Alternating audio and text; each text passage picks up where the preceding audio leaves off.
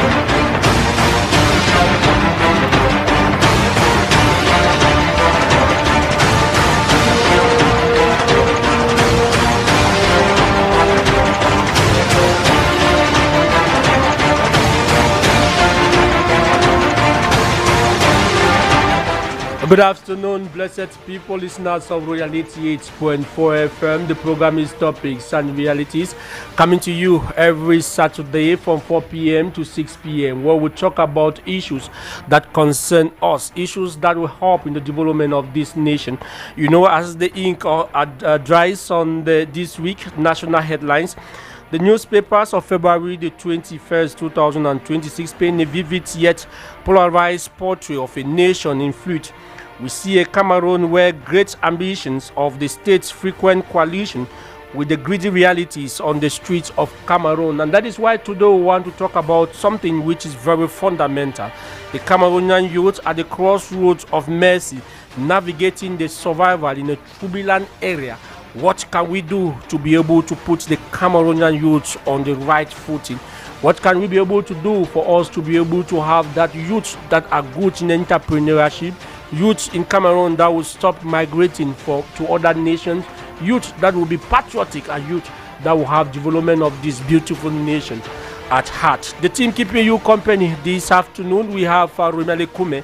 He is our sound engineer, our copyright clerk. We have Bida Brian and Alan Jose Kwekawo are our video editors on our YouTube page, Surya FM Cameroon. We have Boris Landrin, our community manager, on our Facebook page, Surya FM Cameroon. Topics and Reality is a production of the English service of Royal 88.4 FM with production assistant coming from Mapala Zita under the coordination of our own Director General, Roger Kiek. General supervision of the program is ensured by Reverend Pastor Bisa Emmanuel Noel. Call me the moderator. My name is Abel Bila Samari. I am the son of Donkey.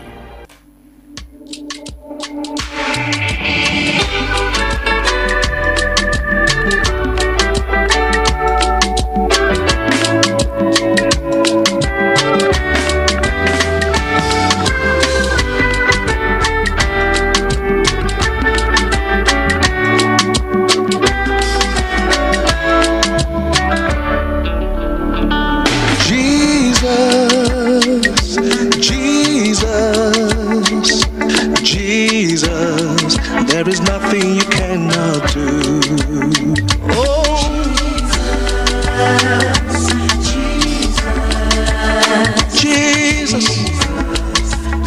nothing you cannot. Oh, there is nothing you cannot do. Nothing you cannot do. There is nothing that is too hard for you. Too hard for you. Yeah.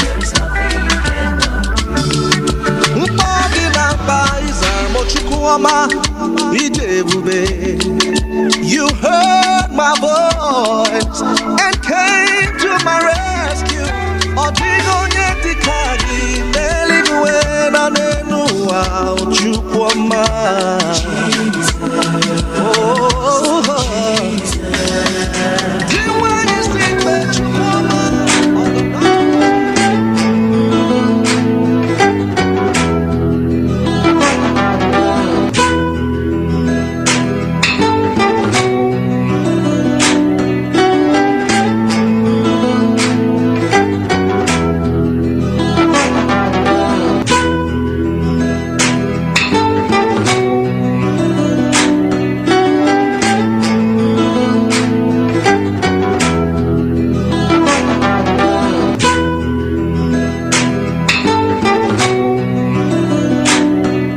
And thank you, Rumiale Kume. We talk about the Mutual Assistance and Solidarity MASO, which is a product of Renapo Finance SA.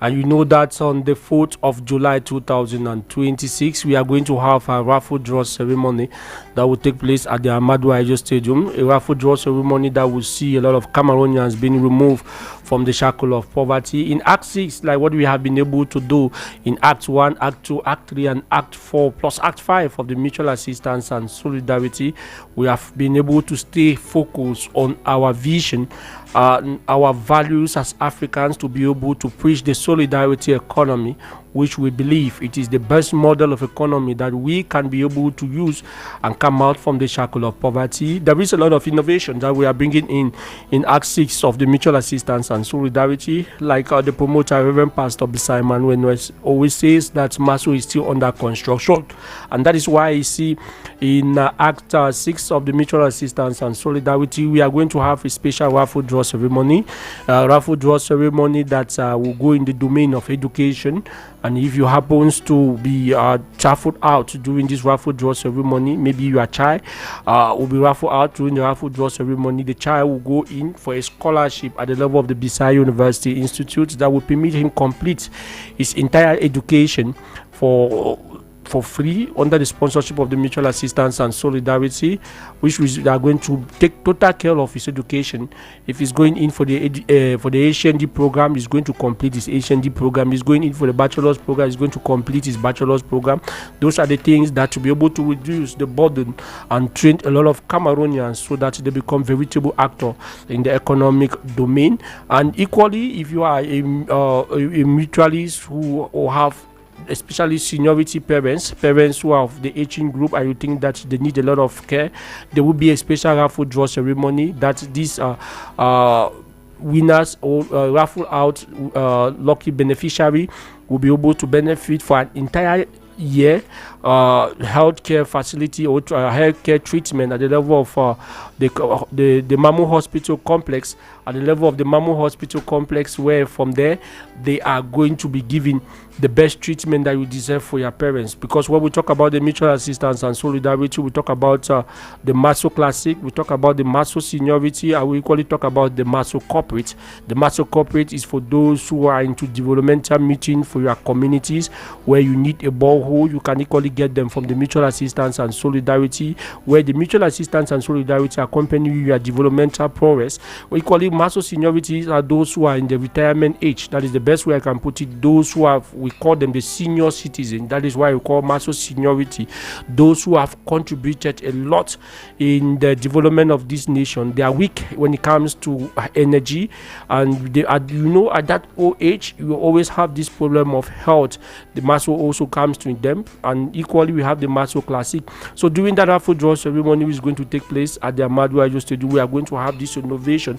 But to tell you that what we have always set from Act 1 right up to 5 today at 6 of the mutual assistance and solidarity is the different advantages of the mutual assistance and solidarity. But it is just 100 francs daily contribution for you to have 26,000 francs by the end of June the 29th, 2026 at the different agencies of Renapro Finance SA. Go to any agency of Renapro Finance SA. You have the Maso platform there. All the information that you need to know concerning the mutual assistance and solidarity will be given to you.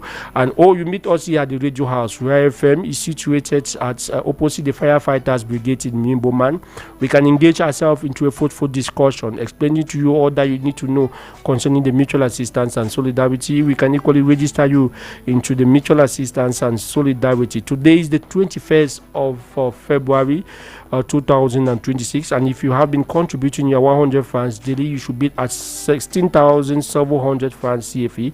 So you are barely left with less than 10,000 francs to be able to complete your money and be a qualified member to participate in the raffle draw ceremony and equally benefit from the different advantages of the mutual assistance and solidarity. We equally have registration and contribution points across the city of Yaoundé. For example, those who live at Montbelinga here in Yaoundé around the Meseng neighborhood, you can equally register in the shop of Madame Kweku Mirel, whose telephone number is 674724422. There you can equally have that possibility to register. Those who are very familiar with the black shops, that is the black shops all over. You have the black shop at Carrefour Corbisson. You have the black shop at Carrefour Uyumabang. We have the black shop at Kang Sonel Uyumabang. We have the black shop at Using the Lou. You can equally register into any of these black shops into the mutual assistance and solidarity. Those around the Carrefour and Ekunu neighborhood, if you go to Mr. Bibi Ewane's shops, whose number is 699-354618, you can equally register into the mutual assistance and solidarity. Those around the Ebang neighborhood, opposite the waving station, there is the shop of Mr. Fufu Idris. There too you can register into the mutual assistance and solidarity, because Maso will simply live our realities. Renaproof offers Maso. They all became proud owners of luxurious villas, starting with just 100 francs CFA. Act 1. I am called Makunchop Cecile. I want a very beautiful house. I say thank you to Maso. When they told me, I did not even believe. Act 2. Ebodin Chama Josephine. Here I am. I am an owner of a villa house. I am truly happy. Act 3. Bibagwe Kuma Jimmy. Even I didn't believe it. Subscribing is a reality. I subscribed with 26,000 CFA francs. Today, I am receiving the keys to a villa house. Act 4. Chami Jacques. It's a great and immense joy that fills me right now, because with 26,000 CFA francs, which I didn't believe, I find myself the owner of a villa house. Act 5. I am Kamje Epoze Mangwa. The surprise was very big. The Lord is wonderful. He offered me a house. Who will be the next beneficiary? At Maso, we simply live our African values. Renaproof offre Maso. Ils sont tous devenus propriétaires de villas à partir de 100 francs CFA seulement. Acte 1. Je m'appelle Makunchop Cecile. J'ai gagné une belle maison. Je dis merci à Maso. Je ne m'attendais pas à gagner une maison. Quand on m'a dit, je ne croyais même pas. Acte 2. Ebodin Chama Josephine, infirmière. Je suis là, je suis propriétaire d'une villa. Je suis vraiment content. Acte 3. Bibagwe Kuma Jimmy. Moi-même, je n'y croyais pas. Aller souscrire, c'est de la réalité. J'ai souscrit 26 500 francs. Aujourd'hui, je vais recevoir la clé d'une villa. Acte 4. Chami Jacques, technicien en automobile. C'est une grande joie immense qui m'anime en ce moment, parce que avec 26 000 francs, que je ne croyais pas, je me retrouve propriétaire d'une villa. Acte 5. Moi, c'est Kamje Épouse Mangwa. La surprise a été très grande. Le Seigneur est merveilleux. Il m'a offert une maison. Qui sera le prochain bénéficiaire? À la Maso, vivons simplement nos valeurs africaines.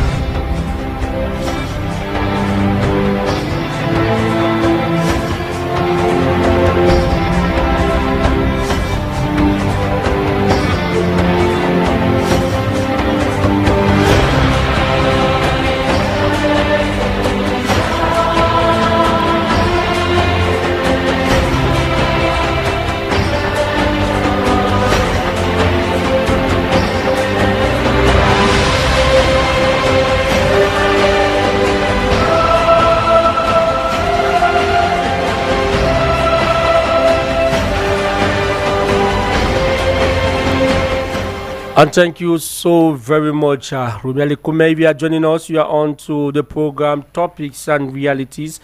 Your Saturday afternoon talk show program in which we capture the topics, we treat them, and we make them a reality in your life. Today, we want to talk about the youth, since we are in the month of youth, and today we want to look at the youth at the crossroads.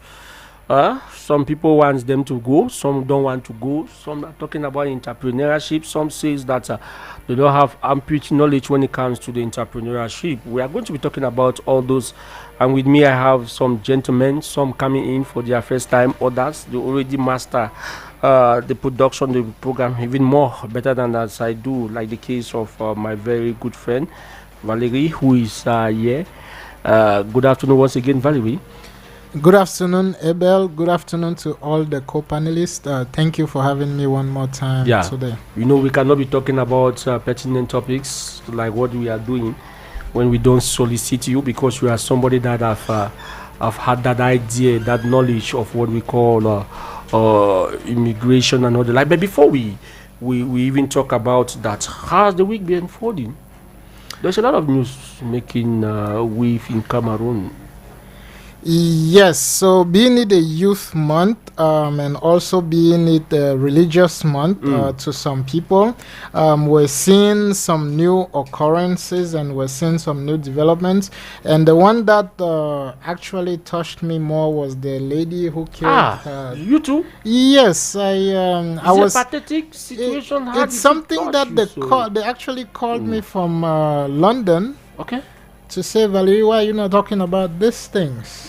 For somebody that aspires to be in politics, these are some of the things you should be talking about. Okay. And I was very disturbed how somebody could take lives like that. And that is that's what is touching me for the week. But everything else is just developing. Yes. But the story equally is becoming a serious situation, because at one point, should we say, Cameroonians have a lot of mental health issues. Yes. Can we relate it to the depressed situation, the poverty-stinking nature in which Cameroonians find themselves? Because the story is so confusing. The husband is like this, the woman is having a lot of jobs. Can we say poverty is a problem? I will start it from a religious standpoint. Okay. You know, the Jehovah Witness people try to give us a glimpse about blood transfusion, and we didn't get it. Okay. Once somebody has had another person's blood, the essence of that other human being is running through your veins, which means that there are times we see Cameroonians behaving in multiple personalities without us actually understanding the root cause. How can you kill your children and then you're smiling beside their corpse? That is a very disturbing issue, but we should Who was smiling, the woman? The lady, yes. But she poisoned herself and had to forcefully kill herself. Before she died, at they one said point, there were did she smile? There were smiles on her face. Even if there is no smile, we see a mental issue. Okay. Right? Which maybe her personality has switched. There's this thing we call multiple personality disorder, but people don't know where it's coming from. It's a mental health issue that stems from blood transfusion. And if you look, a lot of Cameroonians have been So should we not take blood? It depends. Okay. If you're going to take blood and you're still younger, there are certain things you shouldn't be responsible for doing, like taking care of children, running a home, driving a car, owning properties and stuff like that, because that other person's blood in you is not dead. It's just been assimilated to who you are now. You are very strong in your claim. I think I'm correct. And if you go by that perception, a lot of people will not like to. Well, they have to, like I said, we have to look at it in different we are angles. talking about this situation of this mental. How do you think that can better be handled? So, first of all, we have to form our medical personnel to identify where the issues are coming from. You pointed from the poverty angle, which could be correct, but the whole country is not poor. The whole country is not poor. You go to you go to places, you see somebody driving a 50 million francs CFA vehicle. Will you say that person is poor? Maybe spiritually. That is where we should start. So it starts with blood transfusion, second is the indoctrination, and then the third thing is the mindset. Because you need to have a mind of yours to want to do these things before they can manifest. The listeners should know that you are a Cameroonian diaspora, somebody who have lived in the United States for 15 years. Should I say back in the country, or you have the ambition to go back? No, I'm back in the country. I'm not for going good. back anywhere anymore. Even after Trump? No. Okay. I'm here. I'm a Cameroonian. I've come to stay. Then your property out there will stay. You know, before anybody makes any move as such, you have planned your things ahead of time. Okay. Yes. Some people would need to go and occupy that space that you have abandoned. Thank you. With you, we are going to be talking about a lot of issues in this program. Let me say good afternoon to Soeba Aban, who is here with us. He is a PhD student when it comes to governance from the University of Ibulova. Good afternoon to you.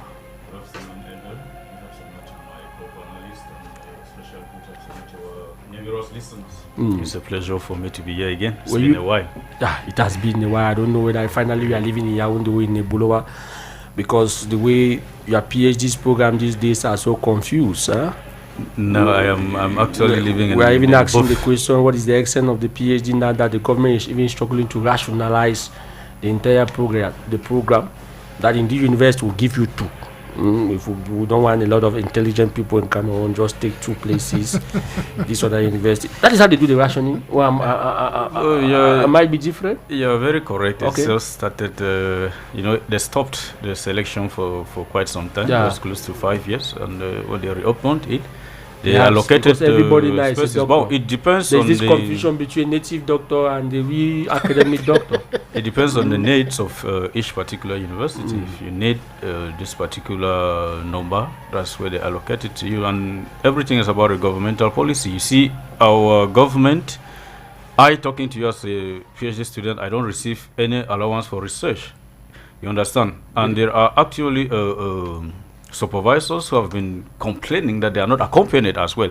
So selecting many students is actually going to be more. That's the argument that the state gives, is that it's expensive for them to handle at the moment. So they should wait. How is this expensive?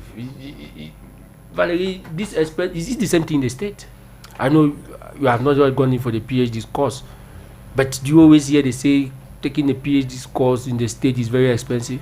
No, most of this academic financing in the US are actually loans, subsidized education via the government, where you have to pay later. So I've never heard of any situation where the government. Because we know the UNESCO and why do you think they give loans? They give loans because they know the educational system is in such a way that when you complete your education, there's a job, there's a very high probability that you're going to work and pay the loan. So in Cameroon, you don't give the loan because we are not even sure of employing you after your PhD. Exactly, that's why are you going to do the PhD? You come and join us with our that's why I'm here today with you. Thank you so very much. Were you also caught by the story of the lady in Kobison? As a Cameroonian, I was really caught about it, and I listened to my co-panelist talk a while ago, and you see, at times, when he spoke about blood transfusion, you see, I'm not arguing what he's saying, but the situation now is people who go in for blood transfusion, they don't do that by their own will. If you have not been sick before and you need blood, you don't understand. Yeah. At times, they are putting the blood on you, you don't even know where it's coming from. You don't know where it's coming from, and you need it to survive. So, has blood transfusion helped? If that's the case, then it's good. Now, the main problem, in my own opinion, is I think it is a mental illness problem. Cameroonians have mental illness, which in our African culture, we don't put more. The Cameroonians are sick. Cameroonians are mentally sick. Somebody good money is a problem. I mean, a lot of Cameroonians are mentally sick, but they do not know. Yes. Why? Because as you see, I've been talking about our educational system from the base. We do not make Cameroonians to understand that being mentally ill is a problem and you need help. And what help do you need? Most of what do those who are, let me just say, more advanced than us. Mental health is a problem everywhere. If you go to the USA, there are mental health patients. But what do? They take care of them. They commit suicide on a daily basis. Even here, it's the same thing. But the fact is, how do we limit that? By just talking. Maybe if somebody is talking to you and you keep listening. Yeah. In Africa, that we should implement the family code. Exactly. Where women can sue their husband because of talk more within your family. Okay. Explain your problem within your family. That could have helped the lady. And then now it is equally something which is, we are living in a world that is diabolic, and it is, as he said, spiritual, because you cannot explain. Even animals protect their children. So what will really push someone to kill her own children and then kill herself? That is the question. You see, it's something which is no longer normal. It's not understandable. You cannot. Only her can explain what actually happened to her. Okay, thank you very much for coming. It's a pleasure, bro. That was just to get your opinion. Thank you so much. We have pertinent issues. We are going to be talking about that maybe sometime, at different programs over Royal 88.4 FM. David Nathan, good afternoon to you. Good afternoon, Mr. Abel. Royal FM.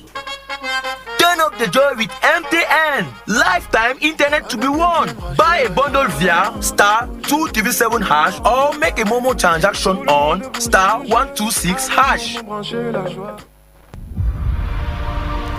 Yes, before that publicity came in, it's automatic. Yeah. Nobody don't go and blame Romeo Lekume for cutting you.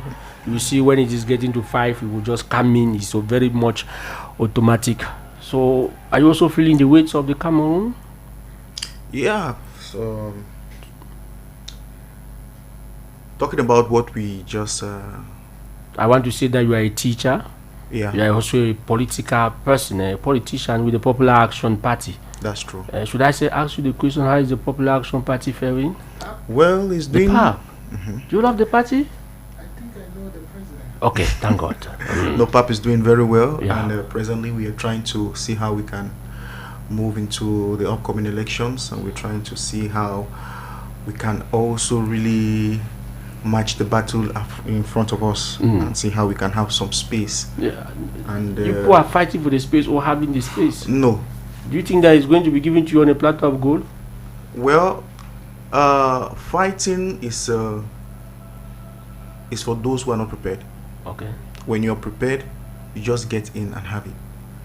Unless the powers that be stop you from laying your hands on what you have to lay your hands on.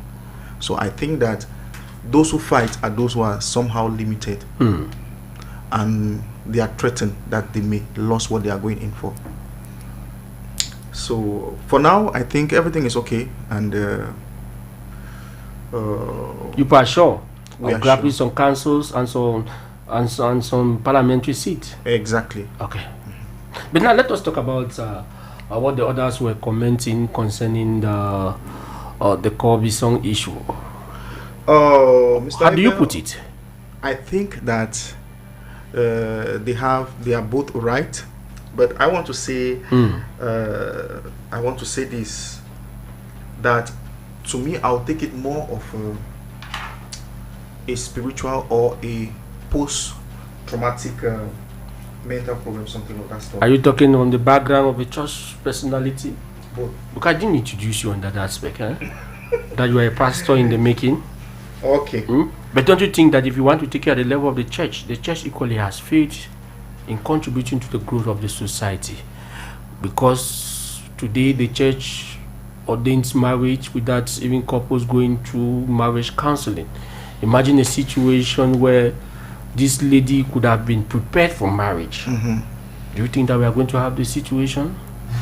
Well, there is something that I want to let you know. Okay. Like he rightly said, many people are sick. What we are trying to experience there is what we call the post-traumatic stress disorder. Okay. And most doctors have already made us to understand that among 7 people, you have at least one of them that is at least sick. But in the case of Cameroonians, we have, I think we'll have at least 3 or 4 persons that are sick. Why am I saying this? Is because the post-traumatic stress situation disorder is being caused by many factors. We can't tie it down to blood transfusion, and we can't tie it down only to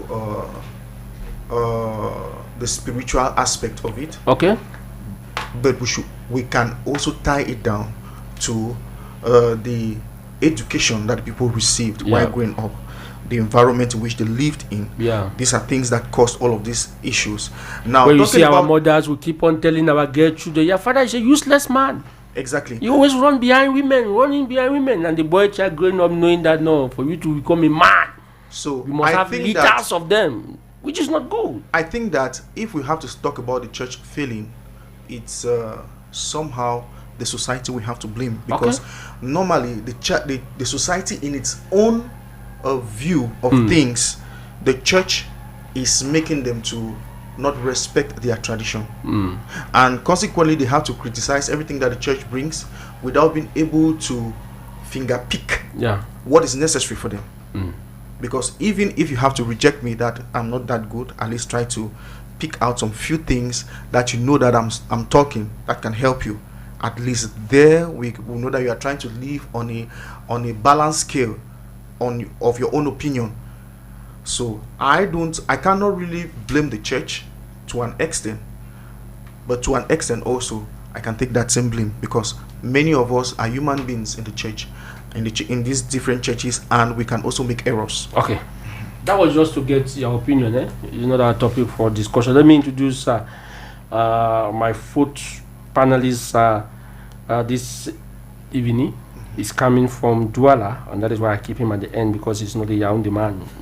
He's a Douala boy, one of the youngest among all of us, but he has been doing a lot of exploits when it comes to empowering the younger generation. So when I got in touch with him, I said, come and share your experience.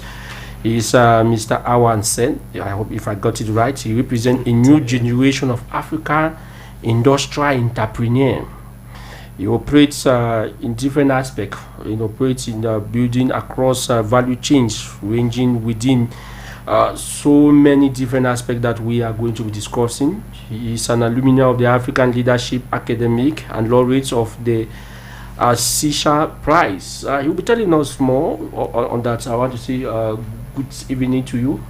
Good evening, Abel. Yeah. Good evening, my co-panelists. Are you tired? You know, these days when somebody travels from Yaoundé to Douala, we pray and fast for the person because of the nature of our roads. Yeah. So when you were leaving Douala, I was saying that Father, protect. Yeah. So I mean, fortunately or unfortunately, or fortunately for me, I came in by air. So thank God. I did not go through the stress of the road. Wow. Yes. So that's I came in by air. Yeah, because let me. It's very courageous. Yeah, thank you for using that means, because it has actually made us to have you in time on the program today. But I want you to tell me about this new generation of African industrial entrepreneur, because I look at you, you are very, very, very young. I don't want to put the age here so that some people should not feel too challenged. But when I look at you, since the head of state came out with a message that youth should become entrepreneurs of their own, you have been taking this challenge to educate them. And the question I want to ask you, is it easy to become an entrepreneur in Cameroon? Yeah, it is quite challenging.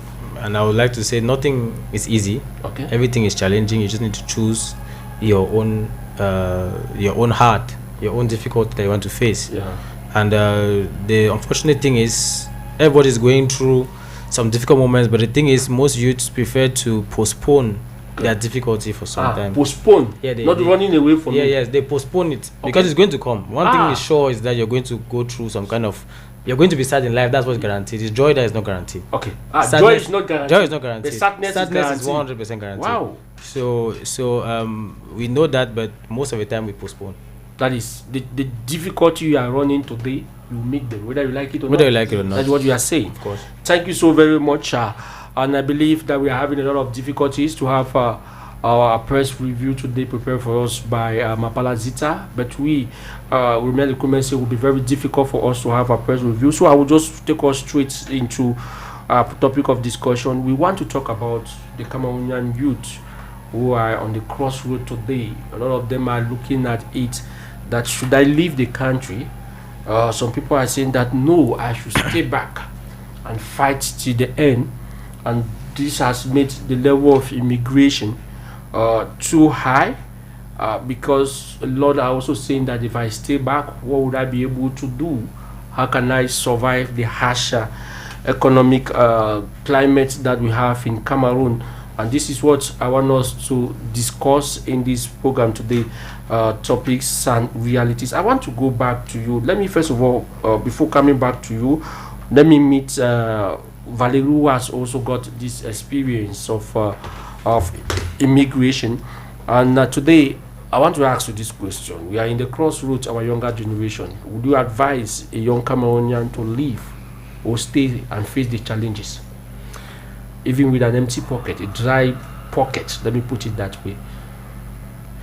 Well, so it's a paradox in which each and every human being will have to decide, right? If you cannot afford Cameroon now, honestly speaking, you will not afford the US, because most Cameroonians that are in the US today that went via the foot or the bush and everything, there's this inherent difficulties for them to integrate with the society. One, to get a social security is not easy. To get a work permit is not easy. To get a green card is not easy. Not to talk about becoming a citizen. These are the steps in integrating in the U.S. community. Some people have been there for 10 years. They are not U.S. citizens. And there are some advantages that comes with you being a citizen, like him going to school. You get the opportunity to borrow subsidized loans from the U.S. government. If you don't have even a social security, there's no guarantee that you're going to get into any classroom and anybody will teach you. That is the first thing. And for you to get a social security in the US, it's not as easy as most people think. When Trump is saying come the right way, he means business. If you do not have a social security, you're useless in the US. So if you're living in Cameroon and you're not sure that you're going to go to the US or abroad and have a social security that will be able to give you a job before you can start thinking about going to school, you're wasting your time and your money. Now, if you're a young person that your parents wants to send you to school, yes, go. After 4 or 5 years, you can come back and continue their journey that they have put in place. But if you have your small money here and you say you just want to use it to travel, I might steal it from you if I have the opportunity, because that would be waste of money anyways. So my advice would be a two-paradox decision. It's either you weigh your success out there while you're here, or you stay here and fight till the end. We came here to fight on earth anyways. So why run away from some battles that are already predestined? Okay. Now, Aban, when we go through statistics, we discover that there is a lot of Cameroonians who think that immigration is the way out for their salvation or to fight against poverty. And when they go out, they engage themselves mostly into foreign armies. I take the case of Russia, which we have hundreds of Cameroonians men, including some even former soldiers who abandoned the country and joined the Russian army to fight the war in Eastern Europe. The one of their factor is the pay factor. They pay 10 times what or higher what the Cameroonian army do pay. And the reality is that testimony says that some of them, the survivors, have been named Samuel, but sometimes they leave without any cooperation. If you take the French Legion, we discovered that there are also Cameroonians who are fighting in sub-Saharan Africa, which represent about 96,000 personnel in that aspect. But now when we go through this, Cameroonian soldiers, children involved in foreign battles that does not have nothing to do with their home country. Well, the question what you should ask them is that why are they going? You see, my co-panelist was talking a while ago. It's like they don't actually want to. There are people who don't actually want to leave Cameroon, but are pushed to go. Who is pushing them? The stance where somebody is pushing them? I mean, our standards of living push them out. Because it's true. I personally, I would like to survive and to do business in Cameroon. But what is the business atmosphere? Is it going to be favorable for me in Cameroon? I'm very happy that we have a young entrepreneur who will be telling us, maybe enlighten us on how to go about it, because it's really difficult for Cameroonians to survive. Why are they going out? That's the question. I know of, even within the civil service, you know, there are Cameroonians who go through a long length to get into the civil service. Like you said, there are Cameroonian military personnel that are actually going to fight a war. That's they leave Cameroon to go and join a foreign army. What do you think somebody who is already within the army of a nation, who actually went through what you call honor and fidelity, he still leaves that to go and fight elsewhere and then die for a different country? Why did he leave? It's because the salary is not making him comfortable. You understand? At all levels. You know, our teachers are going, our medical doctors are going, our policemen are going, our military, they are going. Why? It's because of the financial aspect, the pay aspect. Our system doesn't permit Cameroonians to live comfortably. Not because there is no money, but the system is corrupt to the core, in such a way that a civil servant who has been trained, a medical doctor who has been trained, let me just tell you a story of a medical doctor who is selling groundnut. So are you market. saying that because are you saying that joining a foreign enemy is a betrayal of the fatherland or a legitimate? It is just a means of survival. That is why they are doing it to survive. But then, how is the foreign country recruiting? What procedure do they use to recruit Cameroonians? You know, we are talking about Russia today because the Russian case is alarming now. How many Cameroonians have died within the American army? How many of them have died within the French army? Now, Russia is a case at hand because I know of a young man who they published the list and we just saw the name there. You understand? And there are people who are making jokes that how can you leave the Amber War to go and fight the war in Ukraine where you don't know something about? It would have been better you died within the Amber War. You see, people are making fun of him. And he chose to survive. That was somebody who was a bike rider in Douala. And he was into, how do they call it, infography. He was doing the two, but he wasn't paying enough. So he still had to take the risk to go and join the Russian army. Now, people leaving Africa to Russia, are they going principally to join the army, or they lure them to come to Russia for something else, and then they send them to the army? And that is why they have to investigate. If Cameroon was a strong country diplomatically, you know, our diplomacy is failing us. You get it? Because if Cameroon and other African nations were strong diplomatically, they would have already brought Russia to book. How can you say that? They would have summoned Russia and then maybe sanctioned. We have military cooperation. They will call. And the young people know also going there because of the different corporations they are signing. Now, let's be clear. If our diplomacy was strong, the Minister of External Relations in Cameroon would have already summoned the Russian ambassador to Cameroon to come and explain. They are telling me that 96 Cameroonians have died within your military. How were they recruited? Did they actually go there to join the military? Did the Cameroonian government even know that those 96 have actually crossed? That's why I say it is diplomacy. If you cross and they lure you to join their military, did they train them before putting them there? Those are questions that they have to ask. It's not because I am coming to your country to survive. We are living in a free world. You can go and work anywhere. Okay. But it doesn't mean that if you go, if are Russians coming to join, in the Cameroonian military, they are foreigners. Let's not... Israelites. They are Israelites. They are French. You understand? They are French nationals fighting within the Cameroonian army. You understand? But they have been recruited through due process. Okay. Are the Cameroonians going and joining the Russian army? Are they joining through a due process? Are they trained before they join the army? Are they qualified to go and fight the war? Those are the questions that I have to ask the Russian government, and we need answers. David, my own question I want to ask you, how does the loss of our strongest youth in some of these foreign militaries affect our own national security? I know you are not an expert in national security. Yeah. But I'm talking on the domain as a young person. Do you think that we longer feel that secured? I don't really think we feel that secured. Okay. In a country. Yeah, because I think that somehow it's true that many of them who are working there are also looking for a better pay package.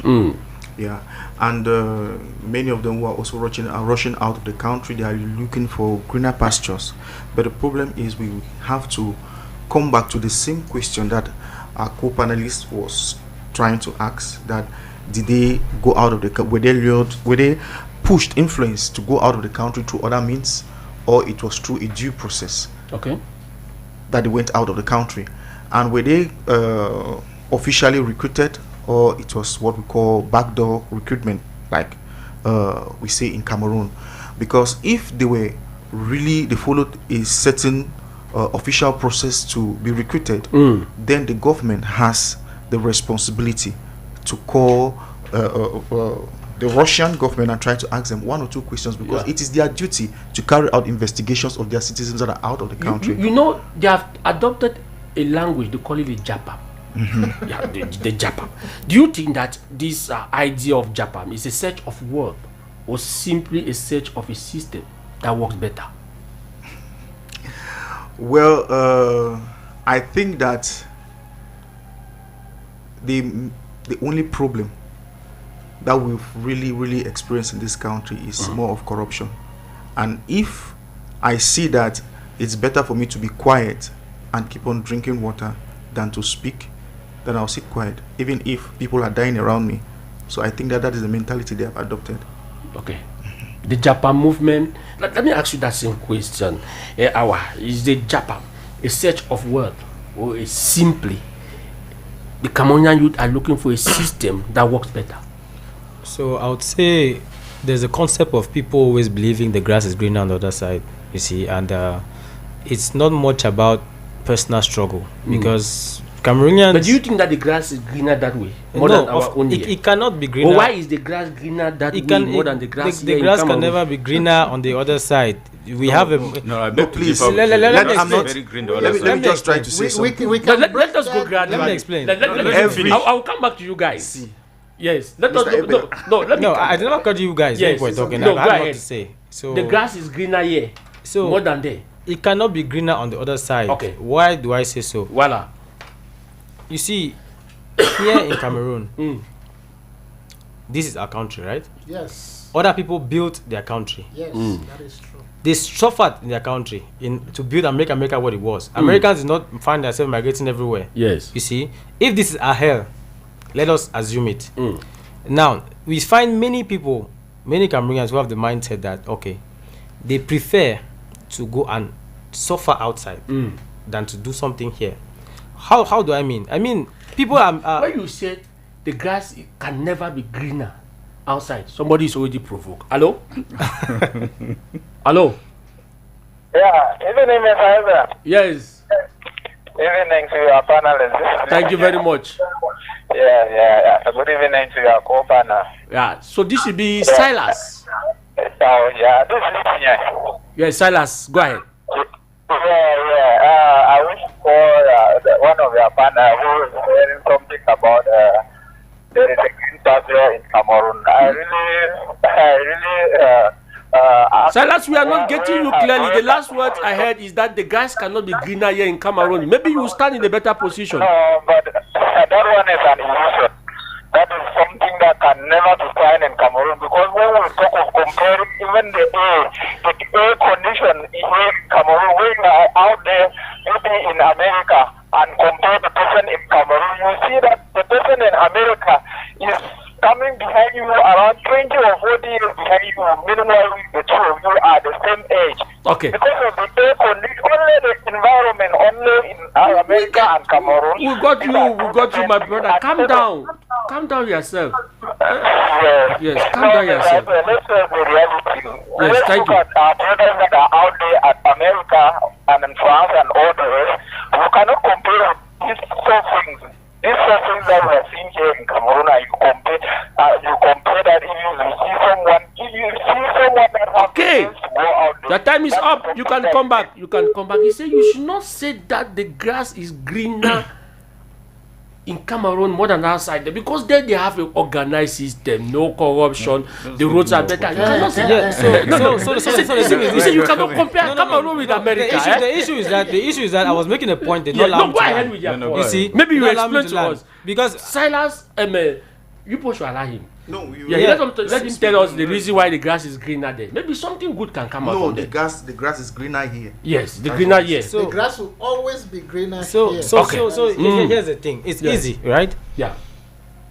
Sometimes all of these breaks are even making me to make. No, you will not miss it. But anyways, allow him to go ahead. Anyways, yes. So what I said is this: we have a mindset problem. We don't have a resource problem. We don't have a talent problem, right? And I'm not against diaspora movement.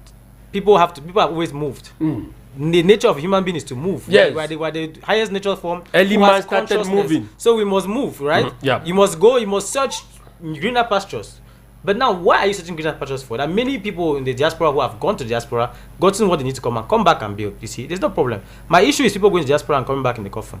Now, when we see people here in the country, you said somebody said they cannot compare those who are outside to people that are here.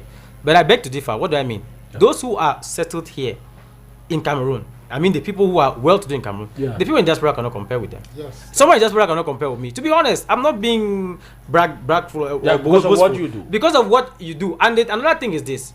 There's something. Your nationality. There is no country on this earth. I travel up to today at least 7 times a year. There's no country on this earth that you feel at home more than your own country. Yeah. It's not about what is happening. No. And I bet you, after traveling a few countries in Africa, many Cameroonians speak from a place of ignorance, right? Yeah. Because like I said, we're moving out there is migration. Everybody's trying to go out at every cost. If you want to go out, have the decency to go out the right way. Yeah. Don't go through the ocean or whatever thing. Through the desert. It's becoming very dangerous. Because if you can take that kind of danger, what I tell people normally, right? Yeah.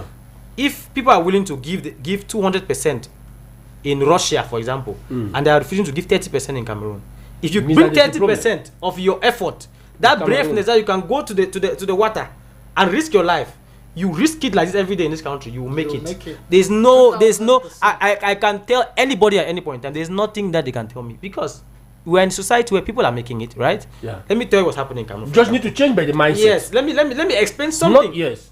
That is happening. Is that explanation that I'm even looking for? In Cameroon, that we not understand. This was happening. Yes. They are, first of all, there's the person who carries everything on their back, right? That they always criticize the government. Yeah. The government is incapable. As many governments around the world, by the way, they are somewhat corrupt and everything. In America, they call it lobbying. Now, we have the private sector as well. The private sector, people who do business like us and everything. Yeah. And then there are the people in between who are not sure what's happening. People are struggling to get into police. People are struggling to get into gendarmerie. People are struggling to do something for themselves, right? Yeah. Now, what's happening in the private is that the government is held accountable because it's accountable to the people. Yeah. But the private sector is not held accountable. When they say the government, custom officers have money, who gives them? The private sector. Good. When they say tax inspectors have money, who pays tax? The people. How are they making money? Now, when people are here, it's very easy. Yeah. We have a community that is failing. How do I mean? Means we have people who have a high self-esteem and a very low racial esteem, a very low collective esteem. Okay. You believe you have to make it. You make it alone. You don't think that your brother. I can associate with Urban. I can associate with Nathan. I can associate with Valerie. Together we bring that solidarity aspect in us and we make it together. Of course. Is it possible? It's very possible. But we have that situation in Cameroon where you see enmity starts to spring up, break up between. How can we do to be able to reinforce this? I'm coming to you, Valerie. I'm coming to you. Yes, let him run now. Yeah. So first of all, the unfortunate thing is there's a quote by Chinua Achebe. He says that he who keeps his brother in the mud, or he who puts his brother in the mud, must stay in the mud to keep him there. Okay. Right? So you are talking that. Yes, put him in the mud. But now I'm going the extra mile to say here in Cameroon, for example, people don't mind staying in that mud with you as long as you're eating more mud than them. Yes. Okay. If you're eating more mud than him, eating just small, it's okay. He wants to push you down. But our real enemy is not us. Okay. China is building. Yeah. Russia is building. Countries are building. You cannot abandon your country and say it's because of this. People are making it. If you have the humility, right? People pay huge amounts of money for school fees, right? Money for school fees never lacks. Yeah. People go to school say 15 years, 20 years. Parents look for it without any pure, any real my very good talent. friend. Alban has been going to school for a very long time. Exactly, and it pays. And it pays. It's up to the PhD level. Listen, it's expensive to school. Okay, it's expensive. Yeah. And but if I tell a young Cameroonian, most young Cameroonian, I tell you, okay, go and work with maybe say this businessman is successful. Work with him for 4 years, 5 years, even 3 years. And learn something and be paid nothing. Because you're paying school something when volunteerism. Yes, volunteerism. Be willing to learn because these people are doing something right, right? If you position yourself like the Igbo people do with the boy thing, people build real capacity from this kind of exposure. But now it looks like school is now making us to feel like we are less qualified for certain things that will give us money. Look at what's happening. I told you people want instant gratification, right? Yeah. What is instant gratification? If you look at Cameroon now, okay, people want to go out. Even the Russia, I told you. People want to have 2 million signing bonus. They're thinking about the 2 million, not thinking about that they will die. They're looking at 2 million, how they're going to settle their problems first, and whatever comes. Yeah. Right? They're not thinking about without that knowing they can die. If they stay alive, they can work more than that. Today in Cameroon, we don't have. If I come to Yaoundé, I cannot come and say I need 50 painters that know how to paint. I will not find. I cannot find 50 tilers. People that know their job. Yeah. You will not find. What's happening now? They have Japa. What's happening is now everybody is Japa. No, not even Japa. Those even who are here, right? Who have capacity, you know what they do? They go and climb on bikes. Because what does bike present? Instant gratification. You enter the road, you're already making 2,000 per day. But people are making jangi for 21,000 a week. If you don't know, they do it. So they are looking for instant gratification. They don't want. Nobody wants to be patient. I've been a business entrepreneur for 12 years. Okay. 12 years. If right? I go by your age, I subtract 12, it means that we started at something. No, around 18. Ow. Around 18. And I was in university. Right? Yeah. I'm trying to do something, not because I was giving money, but because giving purpose. I cannot go to school, it's monotonous. Every day the same thing. It's not giving you purpose. Shake, come out of your shell, come out of your comfort zone, find pressure, find challenge. Right? I cannot be good for any country more than my own country. Okay, we are going to come back to you. Yes. Now, the question I want to ask you, Valerie, because when we move around our capital city, yes, let's take this publicity. C'est l'heure de win chez Orange. 6 voitures de l'heure. 50 voyages pour atterrir au Maroc. Plus des milliers de maillots de Lions. Et des centaines de millions chaque semaine avec Orange Bonus. Combi, Nagle Jazz 111 étoiles 1 Jazz. Ou avec Orange Money au Jazz 150 Jazz. Orange est là. Orange est là.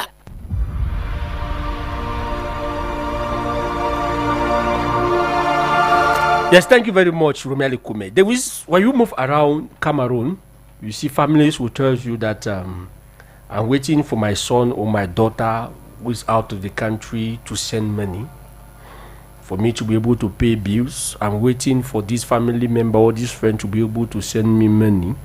And those in the economic sector always say that there is a huge amount of money that comes in Cameroon from the diaspora. But the question I want to ask you, like given the economic background that you are we becoming a remaining, the word is not coming, a remaining economy, an economy that we can only survive from the scum of the diaspora? Why is it that a lot of people seek mercy? Or do we say that is the Cameroonian dream coloring also? That is the Cameroonian dream of becoming an emerging nation should only stand if our diaspora survives? Mr. Ebel, that is a two-faced question. I'm going to start with the first one, anchoring on the point that my co-panelist was talking about. Instant gratification. I'll give you an example myself that I'm sitting here right now. If I have a problem, my first reaction would be to call my friend that is in the US for help. Yeah. Because we were brought up with in a society where tu es mon frère, je suis ton frère. Oui, the solidarity aspect. Solidarity aspect, le vivre ensemble. Yes. If I have a problem right now, my first reaction, I'll be thinking for my friend Dylan. Where are you? Send me something. I'm gonna call him. That's instant gratification.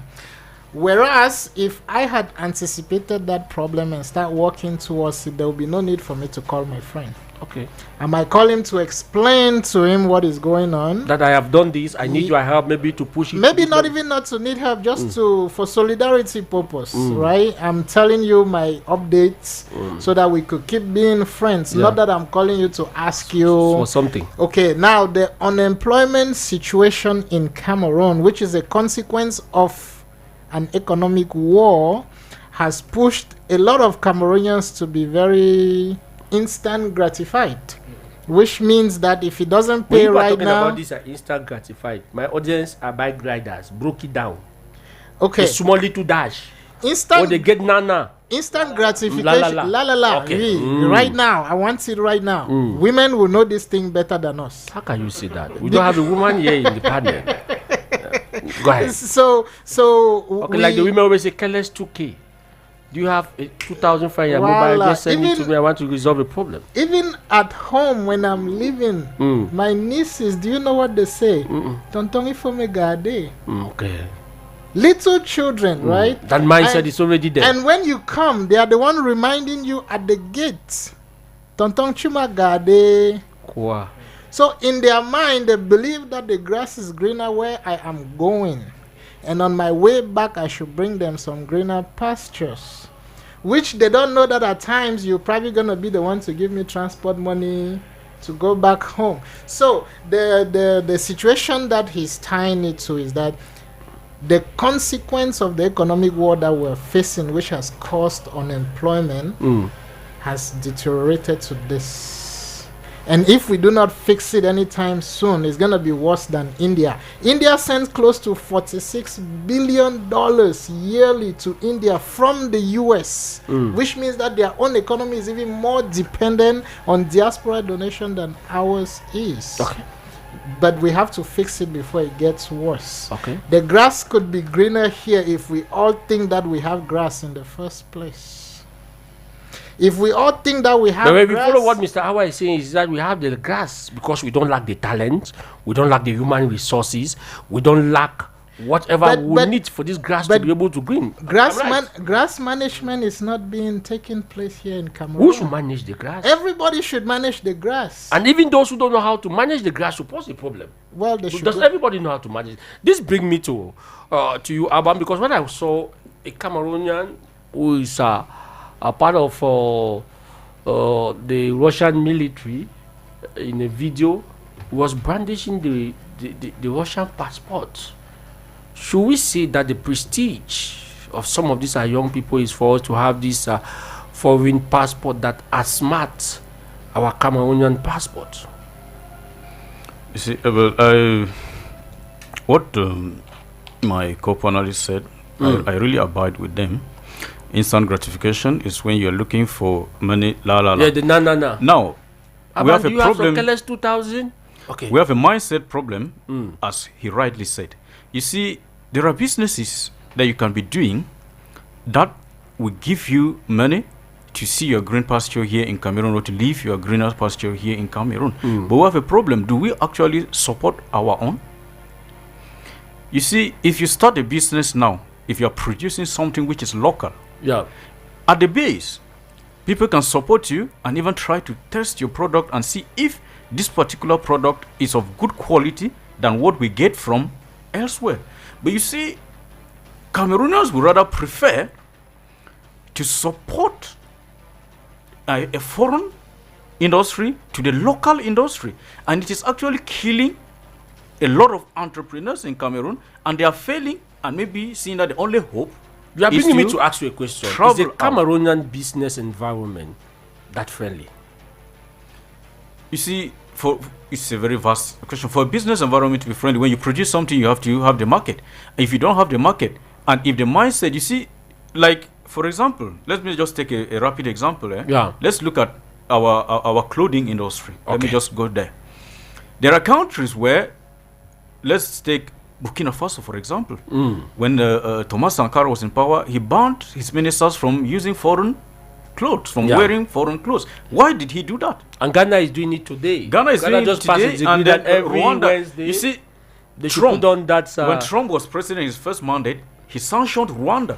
Why did Trump sanction Rwanda? Trump sanctioned Rwanda because Paul Kagame forbade the importation of second-hand clothes into Rwanda from the USA. Yeah. And Trump saw that as a threat and he sanctioned them. Why did Kagame do that?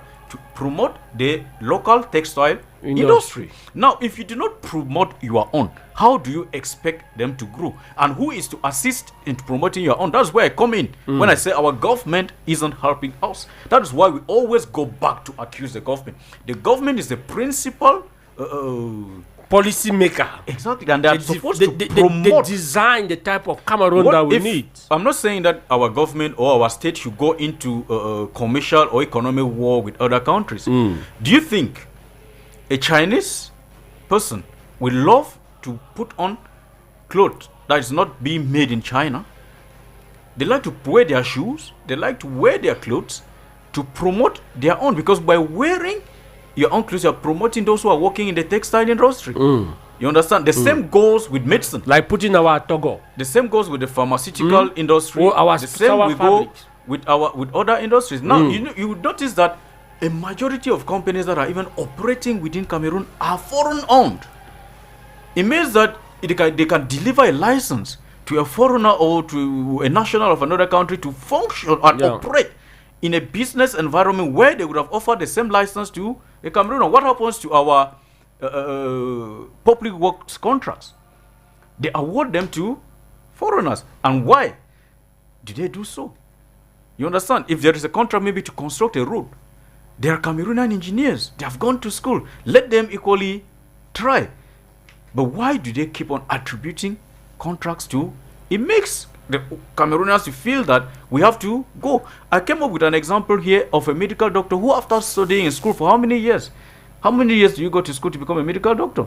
7, I guess. And after that, what happens? You still take a wheelbarrow and fill it with groundnut and you go with it to Marché Mokolo to sell, because you are not paid an honorable salary, and you see that the revenue that's coming from groundnut is better than the revenue that the salary that the private clinic will pay you. And when they do that, they even tell you that if you are not okay with that, you can go elsewhere. That explains why medical doctors are leaving, trained teachers are leaving, and when they go out, what jobs do they do? As he rightly said, you can never feel better in a foreign country, because when you go there, you are not a national, and you live and what you get is expensive. If you are sick, you pay more. You go to the hospital, you pay more than the national they are paying. If you want to go to school, you pay more than what the nationals are paying. It means that you don't feel comfortable there, and they constantly remind you that you are a foreigner. You just came. This is not your country. And those are the type of thing that it is push people to say frustrating. that, let me go back to my village. Now, Nathan, I want to ask you this question. The same question I asked Abon. Is the Cameroon environment, business-wise, that friendly? Because a lot of Cameroonians have been asking the question, why is it easy for you to have a beer license? That is a license to open a beer parlor in Cameroon, than even a license to start up a startup business? Talking about the beer license, most of our beer industries have been sponsored by foreigners. You are not on the microphone. Yeah, you sorry. Can you push it closer to you? Talking about beer license, most of our brewery industries are being sponsored by foreigners, and so our government also, they have some glasses of water they collect from them to drink. Now, that would draw me back to the same expression that our brother just said, that the issue with Cameroon is our government. They don't have policies that permit the young entrepreneurs to really expand easily, and they don't have policies that will oblige the Cameroonian to start loving home products. I think he said he's an entrepreneur, and I think that if he is going to be quite sincere with us on this panel, he's going to make us to understand that there are challenges that they meet in their field, especially when it comes to paying taxes, that really discourages some of them from really advancing. Perhaps that's why he said if you are running away from those challenges, you still meet them. Yeah, but some of them crash along the way because the weight is really heavy. And the problem here is that even the subsidies that the government gives. Remember, last time we were talking about the money that the parliament voted and all the rest. Last year, they revoted another amount to add 5% to add to the normal 7,000 something billion that they had voted. Now we're talking about 8,000. Yeah. So now that money was meant principally to help young entrepreneurs, to help young firms that are growing, to be able to produce something to make the country to stand on its feet financially and be able to also recruit youth. But this money, frankly, we don't yet know where the money went to, because at the end of by December, I think November ending, they voted another amount of that money on that same project without telling us what they did with the first debt that they incurred. And till date, we are still expecting that they are still going to vote another budget as next year is going to be coming, so that they can still sit and wait. It seems as if it's the budget that is permitting them to sit and wait for the next year that is coming. But I don't know. What I want to say is that the government is not really helping the population. I'm not against the fact that we have to change our mindset. That is very true. Changing our mindset is a capital factor. But when you are out for a change, there are many youths that are outside there who are really out. They are daring, to be frank. Let me take, for instance, I had let me just say, I myself, let me put it this way. I had an association that was running, and I was the chairman and president of the association. So I had to chairman and the president, everything. Okay. So the treasurer, that's the Cameroonian spirit. Yeah, that's the Cameroonian spirit. Well, just to say that I was the one who was heading the stuff, the brain. Okay. But then I had to move to some certain bodies to ask for sponsorship, and and the goal of this association was to bring youths to be able to establish themselves with their personal know-how. Yeah, because not everything is being learned in school, like he said. And within this association, we're supposed to bring some experts who will teach children or youths some certain stuffs in life, what to do, and some certain activities to carry on to be able to have one or two things and be able to make their way out in the society in case they did not make it through school. But to my greatest surprise, I don't want to call the minister's office to whom I was invited. After the program, you will tell me. Yeah. So they gave me a letter. They asked me to come to his cabinet. I went to his cabinet, and the only complaint the minister gave to me, to not have given me the money, is that there is corona outside, and then they don't see it correct for them to give me that money for me to go and carry on to a few activities, because I had to have there was a little gala I was supposed to organize, and for people to display some certain things and all the like. So on leaving there, the money was released. Not that the money wasn't released. They gave me an attestation to confirm everything, but they did not give me the money. Where did the money go to till today? They have given you an attestation. Where is the money? I do not see no money. Maybe when you tell me the code, I will find out from that minister. There is no problem. So it's just a way to say that, and I'm not the only case. Yeah. There are many cases where people have gone to especially for the 3 years youths. Yeah, all those kind of plan. stuff. It's just the to say that.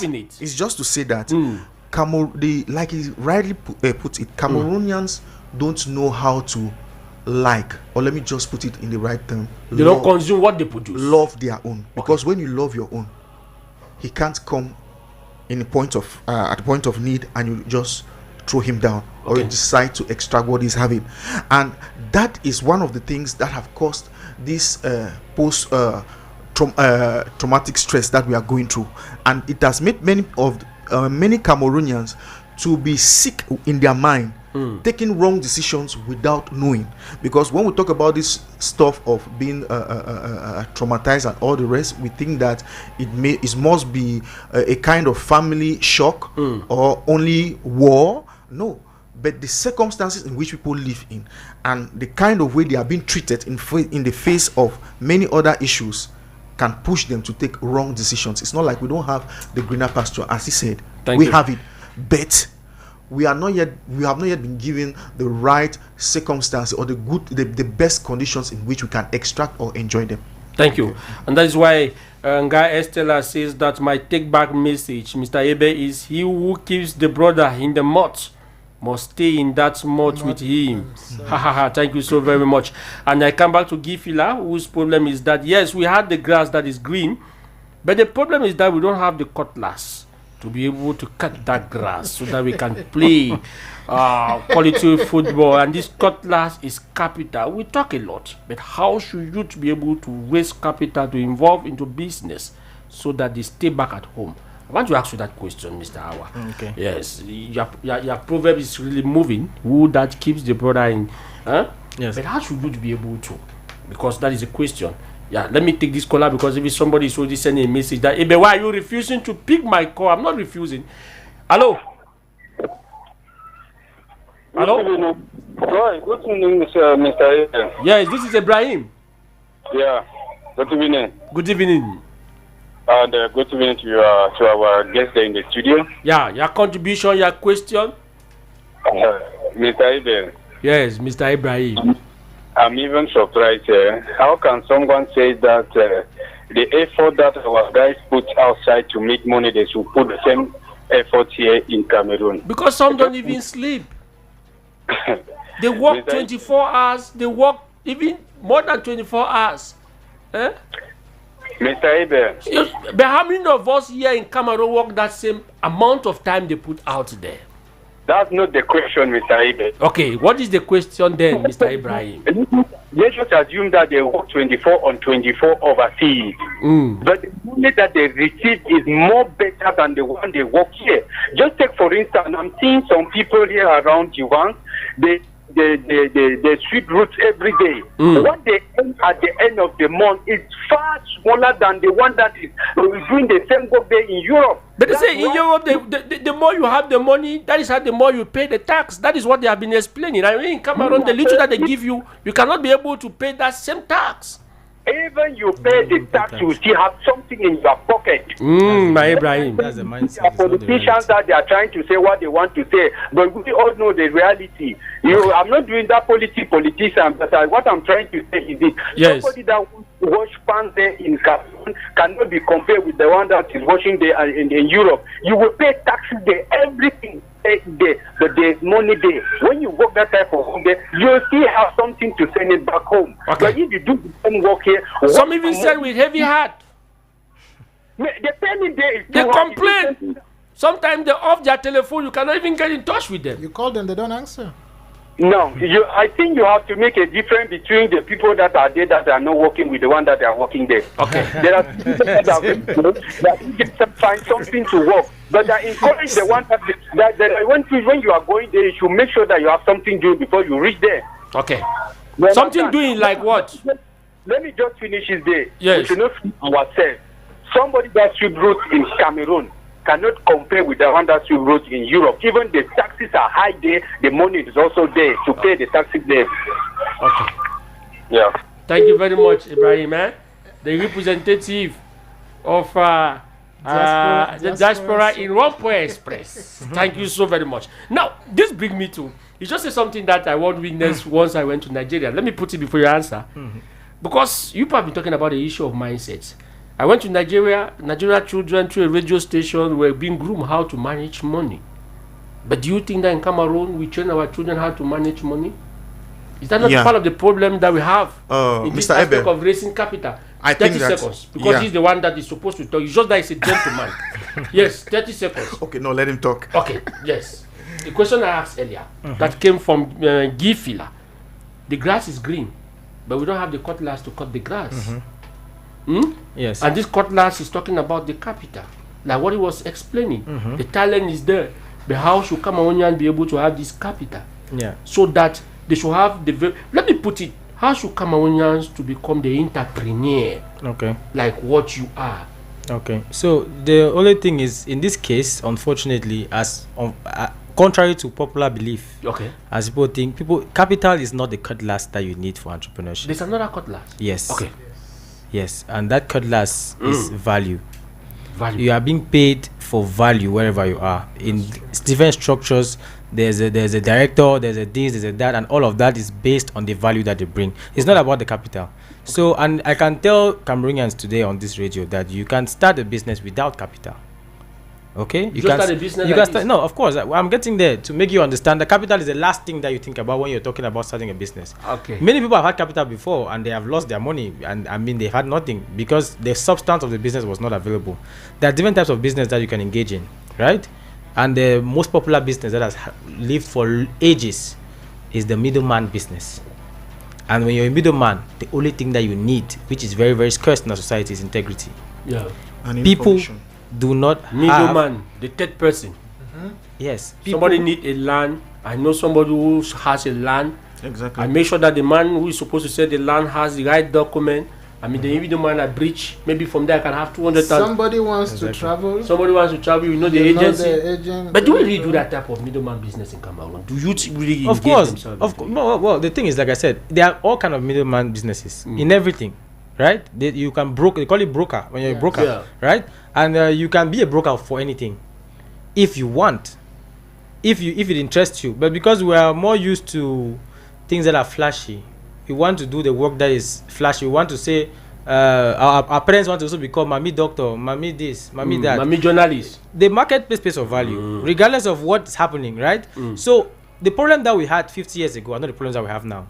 Okay. So that's why you see even the apps on your phone always update, right? Yeah. If you don't update, you get lost and you become a victim in another person's story. So doctors 50 years ago were paid a lot because there were no doctors. It was very rare, so the value was high. Nowadays, how many doctors are graduating from queues? Every day. It is going to be the true definition of negligence for you to think that you come out of queues today and you have a good paying job. That is being negligent because you have watched the people that came before you. Where are they? Why do you think you're going to be different? Perhaps that is why when they immediately graduate, before the graduation every day even come, some are in the United States, some are in the other part. Some are selling granite also. You see? And those who go to the United States, they get value there. No, well, not. The fact is that you don't have value exactly. here. But when you travel, all of a sudden you have value. You cannot be a doctor in the United States from here. You cannot. I know somebody who left Cameroon as a doctor and went to the US and had to spend another 5 years to become the same doctor she was in Cameroon. So where is the problem? Was it his problem? No, the problem was the problem coming from him, or the problem was coming from our government and our system of education? No. It's always like you cannot just go. Let's not mix things, right? No, what you're saying is true. You cannot Where is the problem coming from? This is the thing. Every country has a structure. We have our own structure. Medical school, how many years? 7, I guess. Yeah. If you live here with a doctor license and go to the US, you cannot practice. They don't care where you come from. You're gonna have to get into their system and get their license because that's how you'll be able to get practice insurance. That's perfectly understandable. Okay. But the fact is, when you get that license there, Right. you immediately have value. That's what he was talking about, which is very correct. But now, we see why is it that US medical personnel have value in the USA and Cameroonian medical personnel don't have the value here in Cameroon? The value you're talking about money. We Yes. know medical doctors that have committed suicide in the US. Even it's here. There you go. So the value you're talking about is money. So the value should be what? Once they go there, they get paid more. That's different. It was our that was even talking, even though I've paused him because a gentleman. So the value should be on what? So money, material, knowledge. So that the Cameroonians should not be confused. It's an economic Or value. integrity. Let me give you the point of the US because I've been there for 15 Yes. years. It's an economic value. They spend more on their medical resources because their food is bad. Okay. Yeah, we don't have the same obesity rate in the US like we have in Cameroon. We chop a lot of ginger. So we're not spending too much money on high blood pressure, cholesterol medications like they're doing over there. So eventually, a medical doctor in the US will be solicited more because of too many medical issues that they do have. Here you eat ndole, it regulates your high blood pressure. And we eat that at least once a month. So we don't have that kind of problem. So a medical doctor here is being paid the value of a medical doctor, not the inflated value of the US. Okay. Thank you for being a gentleman and allowing them to come in. Let me take this publicity. Branche ta joie avec MTN et gagne Internet à vie. Tape étoile 237 dièse pour acheter un forfait ou étoile 126 dièse pour faire un momo. Avec MTN, branchez la joie.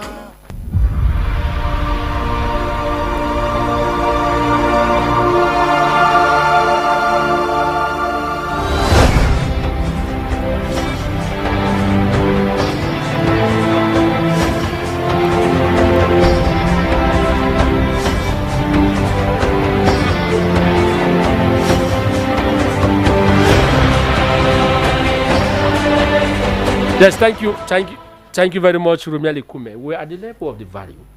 You see, one of our problems in Cameroon is that we don't have that value. There are businesses we can do without even necessarily having the capital. And the only thing that we need is the integrity. Yes. The trust that somebody might trust and confide you. Yes. We talk about the middleman. Yes. And even in history, we were told that the European did the people in Douala were the middleman between the people of the hinterland and all the like. Yes. So the middleman is a value aspect when it comes to this. But the question I'm asking you is that we still have a lot of youth who says that they cannot run a successful business because the taxes are too high. Even startups are being taxed. But how can we survive this environment? Okay. What advice are you giving to them so that they become that entrepreneur like you are, like the Valerie, those who are listening to you, so that it's okay, I have a model somewhere? So the unfortunate thing is our generation has it's hung so much. Okay. They are putting a lot of expectations on the school system, on the educational system, right? So the educational system has its limits. The educational system nowadays, as opposed to before, is an identity card. I like to call it like that because you come and you try to identify yourself. I'm studying politics, I'm studying this. So they give you a seat in the room. But now that does not guarantee your place in that room. Okay. Right? So when people are, the doctor for example, there's the aspect of being a doctor where they teach you how to draw the diagrams and everything. But then there's the business part of being a doctor. Many doctors don't know the business part of being a doctor. That's why you think the other option for you is to go and sell, because you think that you must work in a doctor's own place. I know of a lab tech and a nurse that used to, back then what he used to do is and I'll tell you most of the things is a bit illegal, but what the lab tech is a lab technician. A lab technician, of course. You know, these guys speak a lot of high grammar. So that people should understand. Yes. So what he did, a lab technician and a lab tech, a nurse. Exactly. So he was assisting a doctor. Even right? Valerie will come, he will put it in the American language. Listeners just understand. Yes. Yes. So what he used to do is he used to come and maybe if they ask you for your test, the doctor can say, okay, go and do your prélèvement de sang, do your blood test blood in the house, blood removal. He can even administer some injections based on your prescription at home and everything. Yeah. And he was more of doing outreach, people outside, out of the hospital, because not everybody wants to go to the hospital. Even the smell of the hospital puts people off. Yeah. You see, and just from that, one of his clients, one part that he was taking care of, bought him a bike, for example. No, this is because of the service that you're giving. Value. We are going back to value, right? And so no, each time I call you with this bike, you can easily reach my home. You can always reach my home. So he gave him a bike. Those things were happening in those days. It happens those still of now. us who grow in CDC camp, because our father was a rubber tapper. You see, the day the doctor is coming to the camp, everybody is already waiting, complaining. I have back pain, I have chest pain. We see those things in the villages. Yes. So that happens now, and as well, and people that create value ultimately get gain because money is the inevitable consequence when you solve somebody's problem. But the problem is, how long are you going to solve somebody's problem? People are very lazy. If you look at now, for example, when I say people are lazy, let me tell you, people are lazy. And I'll tell you why. People just work their ass. When people, we are lazy. No, let me tell you. When I say people are lazy, I'm speaking for the majority. Okay. And I'm telling you that the majority are lazy, and I'll tell you why. Because I have employees, right? And when you look at people's CVs, you feel like you have the most wonderful people in the world that are coming to work with you. They tell you all kinds of good things. I am this. I can work under pressure. I speak 10 languages. I can do this. Right? The moment you bring them in Cameroon, do you know that when you employ people in your business, and after 6 months, 8 months, they say that there's no way to steal from you, they get angry and they resign? You're not telling They us. think that it is a right. You're not telling us. They think that. Yeah, but you haven't told me that. I've been with you for a very long time, Alba. You have not given me this information. Look, after 6 months, if you look for means to that, you cannot steal. So it is so bad for us such a way that we are living at least small room to steal, if not able to run. Let them steal, but let the business survive. Yes. Let me tell you. If I'm there, I will close I'll close it. You I will lock I'll close the tap. No, that is alarming. The truth is, I never had this type of information. Oh, no. It's good that we say it. The diasporans are more of crooks than the ones that are here. Have you ever seen somebody have 5 jobs? They have it in the US. They'll go in here and clock in, leave this one, go to the other one and clock in, leave it, go to the other one and clock in. At the end of the day, they've clocked in 5 different places. They go and sit at the circuit and they're drinking and eating. In the evening, they'll go and clock out. At the end of the month, if you were the patient, they'll come and give you something. Bill. There's a case that they persecuted up to right here in the Northwest where they caught a lady who embezzled millions of dollars for healthcare fraud. So Cameroonians are people that we have to wash with a lens. Mr. Abel, I would like to say that those cases that he is citing is in every country. Are you getting me? And that is why when they saw your head in that plane, they asked whether you're a Nigerian, because Nigerians are very. If you want to compare cases, don't. That's what he said. Allow my Nigerian brothers. It's not a stigmatization. So what they were just asking. No, what I want to say. When we were in Morocco, they were asking, "Are you a Senegalese? Are you a Nigerian?" I'm coming back to what he said. We don't love our own. To be very frank, because when you love your own, I will agree with you on that. When you love your own, you will not steal. There is a certain, even if you steal, there is a certain level of critique you bring down in order to draw the person to be aware of his potentials and how much he can walk upright. I see reason why sometimes even our house help, this is what I want to say. When we talk about even they have been able to steal the baby. When we talk even about stealing, how much are these people having as pay packages? That's the first question. But from what he's saying, the problem is not even the pay package. I'm not refusing. No matter how much you pay, just because he has that mentality of corruption, that I should collect. Let me just comment. In Cameroon, when somebody gets a new job, what is the question that his entourage asks him? What are the benefits? What are the side benefits? And if there are no side benefits, your entourage starts to discourage you from that job. That is not a good job. Mr. Abel, why is it that teachers mean that we don't even have the spirit of safety? Why is it that no, Mr. Abel, listen. That question and how can we always survive when we don't have that spirit of safety? That is a question that comes. Let us go. That is a question that comes because of the economic situation of the country. People, you can be well paid, but the situation you are finding yourself in doesn't permit you. According to you, exactly. I'm not refusing. Why do you want to take a house of 120,000? No. It's not even a question of house. Okay. There are people who get into jobs having already situations that are weighing on their heads. Okay. It's not a question, and they barely even have 3 meals a day. Or 2 meals a day. Talk less of 1. I think maybe just half meal. Those kind of stuff. The niece is calling. The maybe your personal situation. Yeah. Are you getting what I'm saying? So when they come into that kind of when they tend to have a job, the first thing that they ask them is that what are they? Let me give. Okay, there are 3 persons I proposed to one lady who is having an enterprise. Yeah. And she wanted them to be, one of them should be a waiter, and then another person was supposed to work at the bar, and then another person was supposed to be the receptionist. Yeah. That kind of stuff, because it is a multi-complex relaxation area. But this is what happens. She insisted on giving them a salary that doesn't even permit them to have half of it in their pocket at the end of the month, because half of it will be going for transport, and what about their feeding? So I even cautioned her. I said, see, you will first of all, you ensure that this person, especially the person who is at the reception, should have a meal per day when he's coming to come and work, and at least it's going to permit the person to be where he is working. Is that the reason why they have the long hand? Exactly. There are situations that push people wrongly. There are situations that push people, and these people, there are 3 of them. There were 3 of them who resigned of recent. And when I tried to ask, she is the one who called me. They told me that no, the people said that they had serious situation, because we're supposed to be under 3 months trial before the full integration. Yeah. So we are rounding up. I'm rounding up. Yeah. I just want to say that we can't only talk about the corrupt mentality. Yeah. But we should also look at the other side of those who are trying to work honestly, but are not under good working conditions that can permit them. Perhaps. Yes. When you were sharing your experience. Yes. No, what he said. The Article 2. Very true.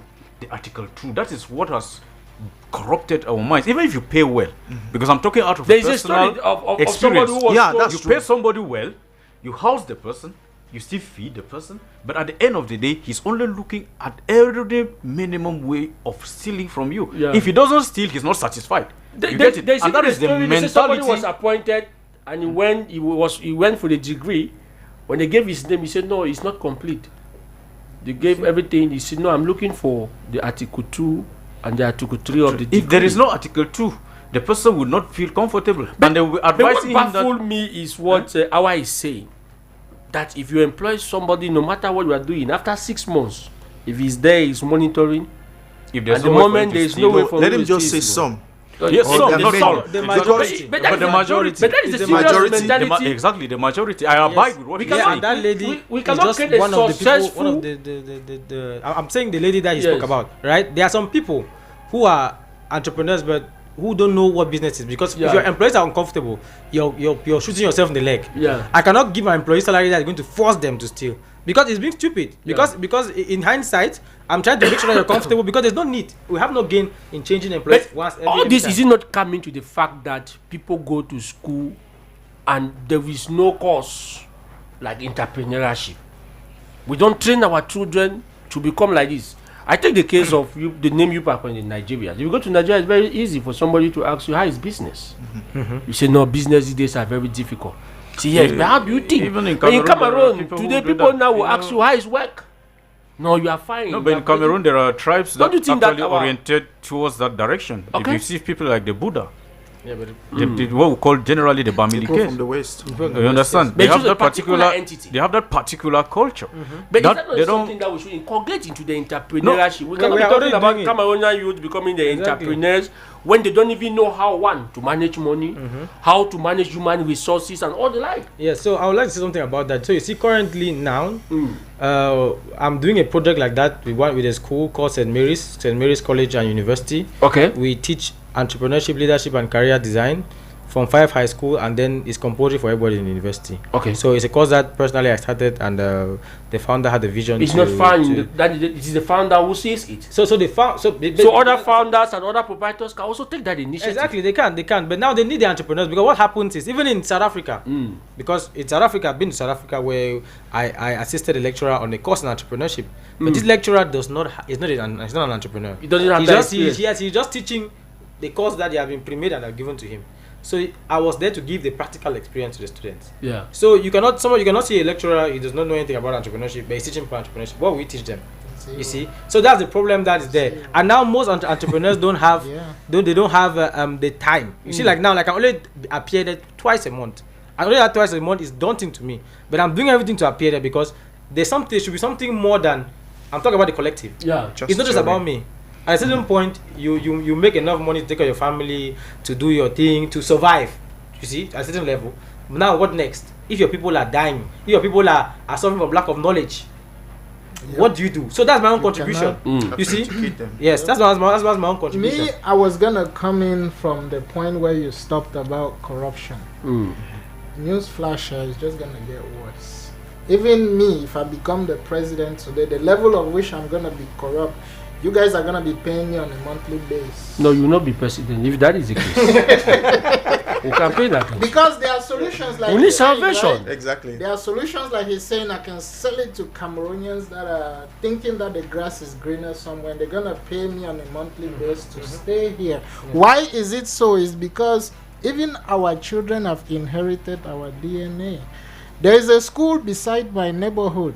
Every morning, not every morning, some mornings I go and sit there. Begin to observe. 2 things I'm observing is the effective. How many students are coming in there and their behavior. Do you know that there's one woman that sells stuff there? She tells me that these kids steal more than adults.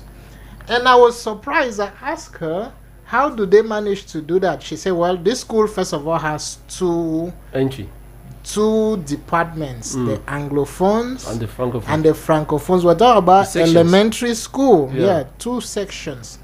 She said, you see these ones? She's talking about the Anglophones. When they will come and crowd me here like this. They're distracting me. Others are picking stuff and putting in their pocket. That's what we call organized crime. At that age, if they can already do it, we are mature enough to be their grandparents. Yeah. We can do better than they're doing. Which means that if we do not remove the mentality of stealing, we're going to transmit it. It's in the DNA. So we cannot come here and cry about corruption when we are actually corrupt ourselves. So we're dancing in a dance ground that is about to be expanded. So how do we maintain our dance steps? We have to continue dancing. So the point of corruption is not just going to go away. Now, the other point of it being green, Cameroon is actually very green. We just haven't figured out the right products to spray on the grass yet. Because the grass is there even under the mud. It just takes some kind of chemicals to spring it and it starts growing. If I'm the president of this country, I shut down the academic system for 3 months. In that 3 months, guess what I'll be doing? I'll be rewriting the curriculum. Primarily, it should be entrepreneurship and the technical sector. When they go dissect fish, you can do that at your fish ground when you're bringing your fish to sell it to people, right? Not to be in a GCE hall learning how to dissect and label fishes. And the kissers we don't do that anymore, right? Shut down the whole education system. It's possible for 3 months. Give them 3 months vacation. Within that 3 months, after una come back, the level of curriculum that you're going to meet. How are those who teach it? Okay, please. I just wanted to say something. Yes. On the level of corruption, he brought out something that is very important. But I just want to say that we can still do something about it, and even very fast. Okay. For instance, we have the governor of the Southwest Province. He came out, I think it was last month. He came out and he made a statement in one of his press release that he is out to ensure that every company that has taken any contract in the Southwest, especially in terms of roads and whatsoever, and has not fulfilled its contract till now in the name of maybe the finances were not given and all the rest, must fulfill that contract and ensure that they pay, because he said his priority is to ensure that they pay all the Cameroonian youths that they had recruited, because he believes that he has given the money out and that he is out for it this time. So I think that, I don't know if that was just theory or it was just to blindfold the people, but I think that if the government starts acting like this, because all comes from the head. They say when the head is bad, the whole body is bad. If the government starts trying to put pressure on because I even had a neighbor who was an engineer working with this, I don't want to call the name of the company. He spent more than 6 months without being able to pay his salary, but without being able to pay his rent, and he was kicked out from the house just because he was unable to pay, and just because the company was unable to pay him while working with them on the construction site. So I was just trying to say that everything comes from the head. If the head starts trying to be strict with some little issues, even those who are down will watch their footsteps. And when they start watching their footsteps, those of us, the masses, will be able to start adjusting themselves. They will appreciate. It will be difficult, but if they are firm on it, I think that it will be a great step. It may be very small, but it will be a great step solving issues of corruption and some certain kind of misconduct. That is a soft approach towards dictatorship. Yeah, but we need that dictatorship. Let me tell you something. Thank God he said I'm a pastor in the making. So let me just come down. I say the Bible says that word. We are made in God's image. Not so. Yes. And God is not really a democrat like we take it. let's also be frank. He tells you that if you do this, and who tells you that democracy is the best? Well, let me just. He will tell you that if you bend this finger, you're going to feel this pain. If you stretch it up, it's going to be like that. If you try, so you are the one to choose. He has already made the laws. Are you getting me? But the difference between his dictatorship and that of man is that he does it for the good of the people. Are you getting me? But now, and we are made in God's image, which means that automatically we are dictators too. But we have to you do it with God's mindset for the good of the people. That's what I was just. So we cannot say that dictatorship is bad. No, it is not. It depends on which mindset you are executing. Let's take, for instance, we have the president of Burkina Faso. He is not taking laws from anybody, and he's not asking the parliament to propose anything. He just comes and tells people that this is what I want people to do, this is what I want to, and his country is prettily growing economically daily. So exactly. What has democracy done for us for the past years? Exactly. Let us take this testimony. Good afternoon to you, Abel. Actually, I don't know what is wrong with the youth in Cameroon. I have some 2 girls working in my place. Despite the fact that I take care of them health-wise, do you know that every day they make sure that they steal 5,000 francs from my enterprise and I still pay them monthly salary? How do you expect us to grow when we have this type of workers and they take it among themselves 10,000 francs daily? Imagine for 1 month how much I am losing. No, Abel, you know me for a long time, and you know my business very well, and I've always entrusted in the hands of people. And I'm telling you that I'm a victim of that on a daily basis. And at times they even make you look like you are the bad guy. You understand? No matter how you try. Meaning that if you complain, in their mind, it means that it's a problem. It is a problem. You see, and you need solution. And what are you people that are the think tank? What are you people suggesting? If the country, because if somebody is losing 10,000 francs, maybe somebody will take at the end of the month. But this lady is saying that they make sure that there are 2 of them. Mr. Abel, 5, this man take 5, Mr. Abel, Mr. Abel, this man take 5, this man take 5 every day. Mr. Abel, for 20 days they are working. Is how much? That is 200,000 francs. Mr. Abel, and then for 1 year, if embezzlement is being looked on like something that is normal in the country, and everybody knows that it is theft, how do you think that the masses are going to react? Now, if I have an enterprise, I will cut your finger. So to me, I believe that on the individual note of functioning, everybody should try to inculcate the fear of God to his. No, we have lost it. He said something. Cameroonians lack integrity. You understand? From the younger age, you see, my co-partners were saying the same thing. The primary school children are already learning how to steal. Imagine 10 years from now, employing those very children that are stealing already beignet and maybe sweets from a seller. What would they do?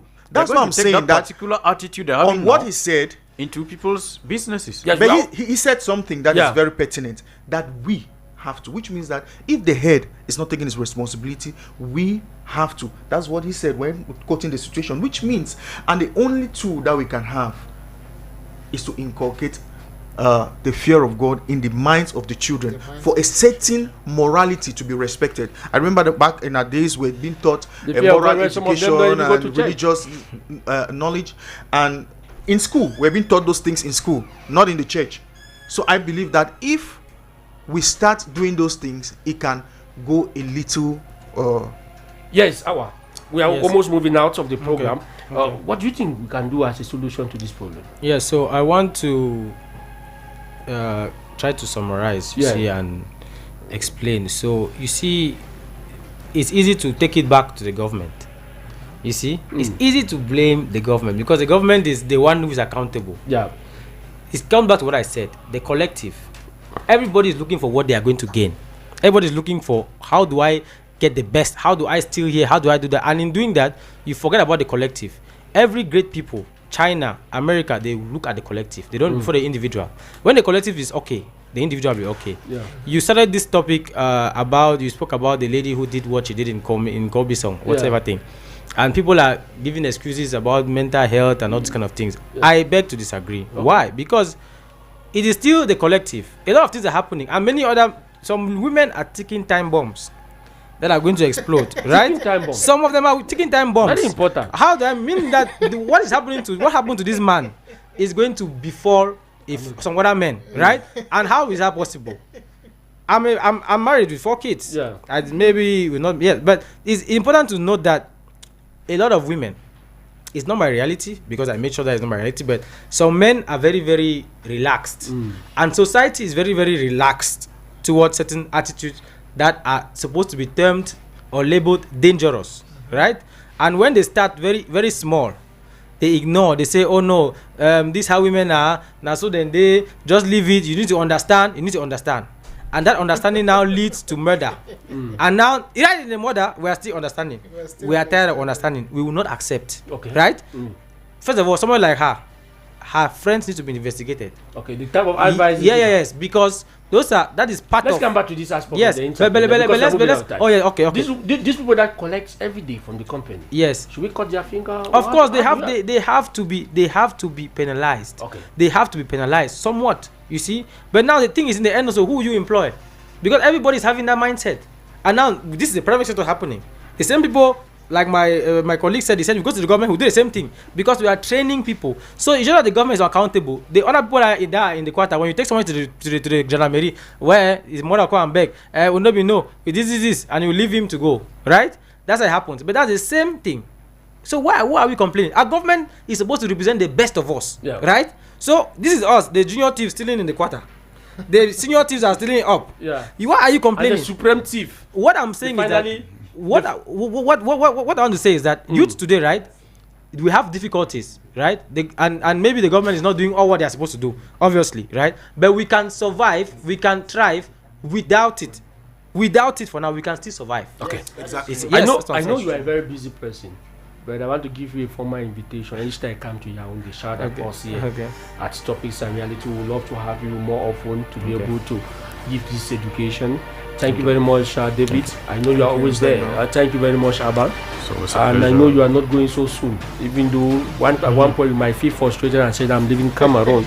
But you stay with us. We are going to build this nation together. Bonsoir, Jean-Marie Naba. Good evening, Belle Bella Samare. Good evening to your guests and our listeners. Le pays est debout. Oui, on peut sortir au marché à Yaoundé partout. Ça va. Même si les gens vont dans l'entreprise, il n'y a pas de problème. C'est un franquiste. C'est pas du tout facile. Ok, va au maître politique. Oui, nous allons parler de la majorité présidentielle, dont cette plateforme des partis politiques qui ont toujours soutenu le président Paul Biya, même sans avoir une alliance formelle avec l'OEDPC, et ils soutiennent le président Paul Biya. Et généralement, lorsqu'ils soutiennent le président Paul Biya, il y en a qui sont récompensés. Ouais, au niveau du ministre. Vous avez vu Paul Hippote PCA, vous avez vu Jean de Dieu Momo. Mon ami. Il vous dit qu'il est désormais de la majorité présidentielle. Alors, la question c'est que nous attendons le gouvernement des prochains jours qui n'est pas encore arrivé. Ça va finalement sortir quand? Jusqu'à hier, il n'est pas arrivé. Est-ce que le président doit refaire avec la majorité présidentielle? C'est-à-dire que ceux qui l'ont toujours soutenu doivent être récompensés, alors qu'il faut l'émergence d'une nouvelle génération qui peut entrer effectivement dans ce gouvernement. Donc, nouveau gouvernement, doit-on faire avec la majorité présidentielle, dont ces partis qui ont toujours soutenu? Vous avez vu comment Bello Bouba et Thieroma l'ont lâché, alors qu'ils ont toujours été de la majorité présidentielle.